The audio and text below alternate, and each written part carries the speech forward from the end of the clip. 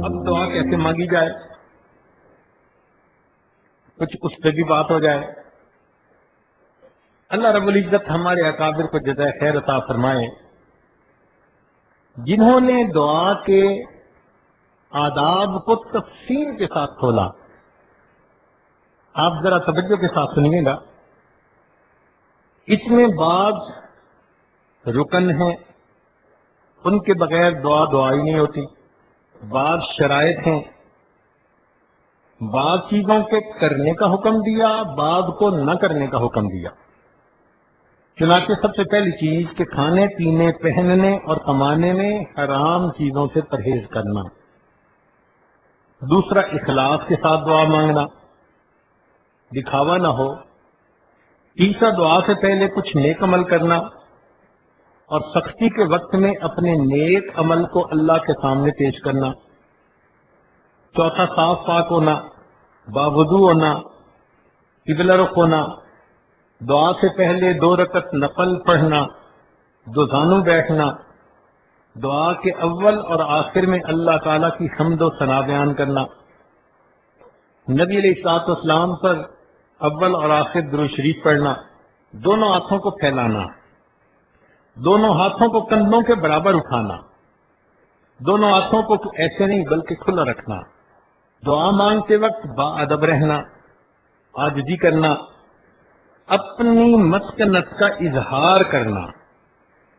دعا مانگتے وقت آسمان کی طرف نہیں دیکھنا کیونکہ یہ ادب کے خلاف ہے۔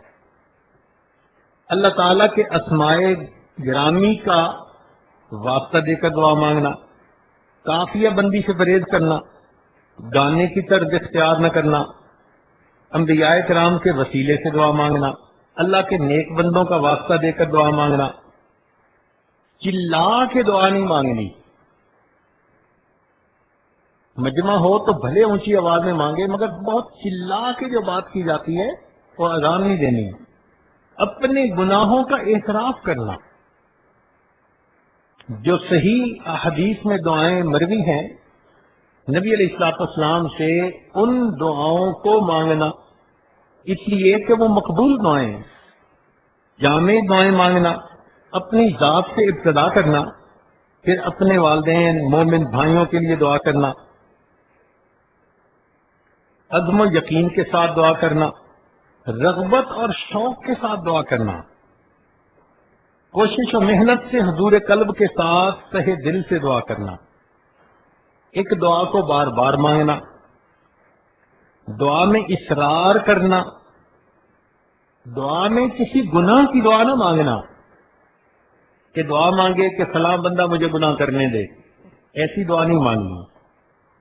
کسی محال چیز کو نہ مانگنا، مثلا کسی کو زیادہ ہی شوق ہے اللہ مجھے لڑکی بنا دے، اب یہ محال ہے نا، اللہ نے تو اسے مرد بنا دیا، تو امر محال مت مانگے دعا میں۔ رحمت خداوندی کو تنگ نہ کرے کہ بس اللہ مجھے بخش دے، نہیں، مجھے کیوں، سب کو اللہ بخش دے، سب کی خطاؤں کو معاف کر دے۔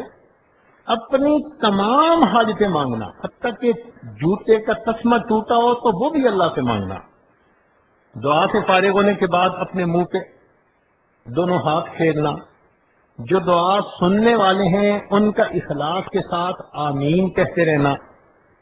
یہ احادیث کی کتابوں میں تمام جو ہے وہ احادیث آ چکی۔